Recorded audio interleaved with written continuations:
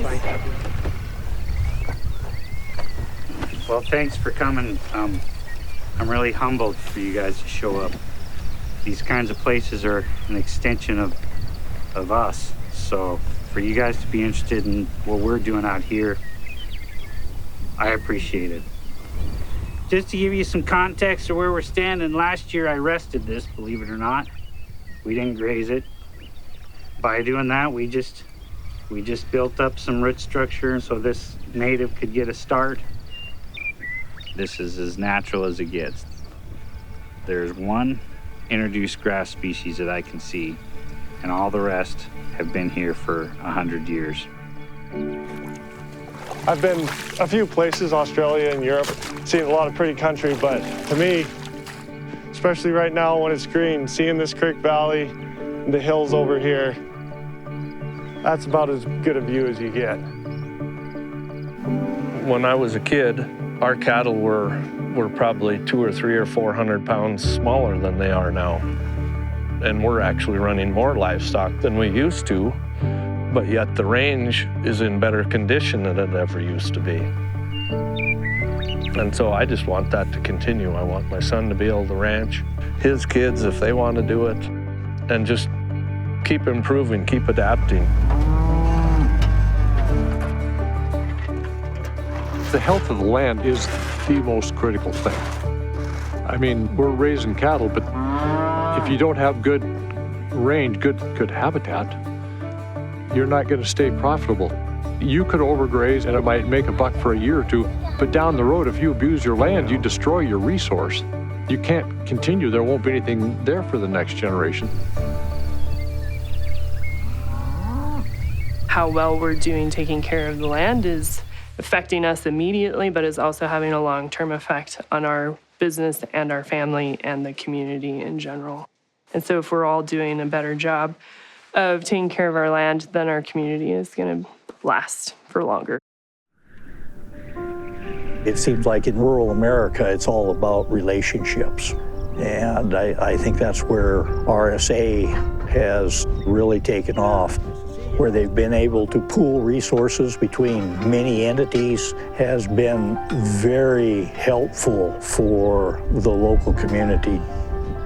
You kind of have to do that because of the capital cost, that things are just so expensive that these little communities have to really work together.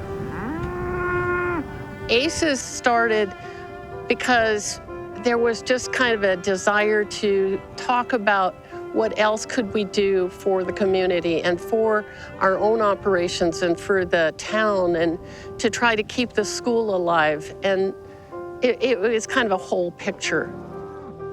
I think ACES has exploded in the past few years in ways that we didn't even dare to wish. When I was in high school, I guess it kind of felt like that there wasn't as much pride in the local community. People weren't coming together as much as they used to. And now that ACES and all the other committees and groups that have sprung up since then, there seems to be a lot more pride in the community and people are coming together. You can grow your successes across the fence lines, and you can mitigate some risks by sharing your failures with other people. And if my neighbor succeeds, that means my neighbor's kids get to come home. And if, my kids and my neighbor's kids come home and the next neighbor, then, the town survives, and you still have the ability to grow your family in the same place that you were raised. Each of these different groups, we can look at the 20% that we don't agree on, because there's plenty of things we probably don't agree on, but there's way more things that we all can agree on. And that's doing good things on the land, doing good things for your operation, and doing good things for the community. And so it's been really empowering to focus on what works and what we agree on instead of the things we disagree on. Yes, very much so. I guess I've always said that cooperation is the way to get things done, and conflict is the way to butt your head on the wall. The people in the projects and the partners and the groups, and really every personal relationship that comes through RSA is kind of built in as a more intentional and thought-forward kind of action. He feels that through the middle We say it time and time again, but it's the collaboration. Every group that gets involved gets more and more excited about what groups like ACES are doing, and it's starting to spread around to where other people are wanting to start these collaboratives.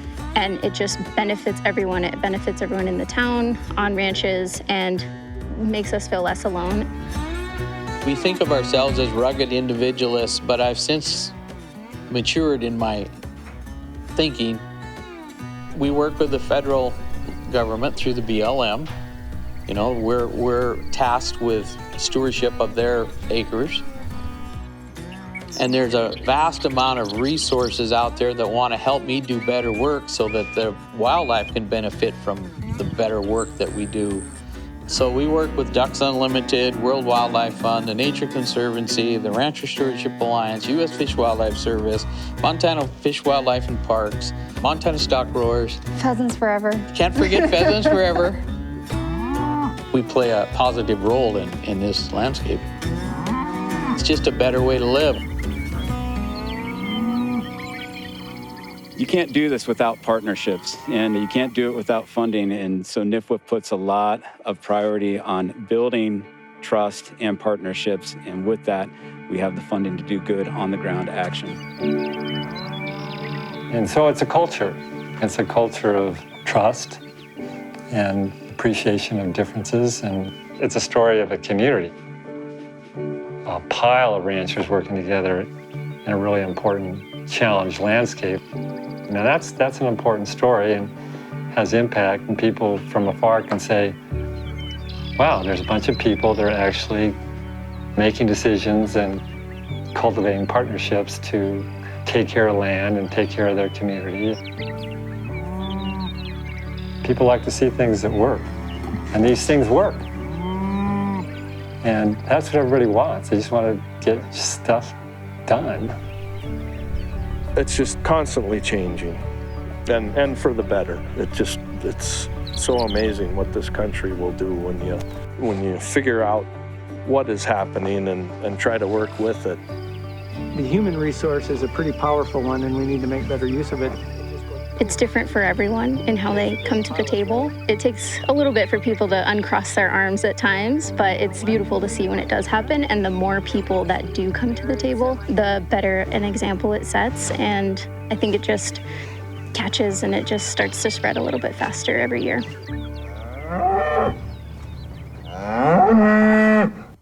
There were a couple of environmental groups that first expressed interest in talking with us. And almost all of us would have said at that point, you know, those guys are the enemy. They're out to get us. It took a couple of years of sitting across from the table from each other. I mean, they seemed to express interest in our group, and we were skeptical. But after a couple of years of back and forth and talking, we realized that a lot of the things we want are the same.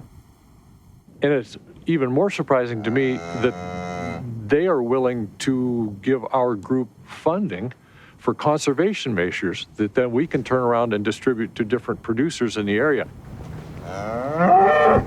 All those groups want to see the native prairie preserved, and that's what I want too. So it turns out we can work with them.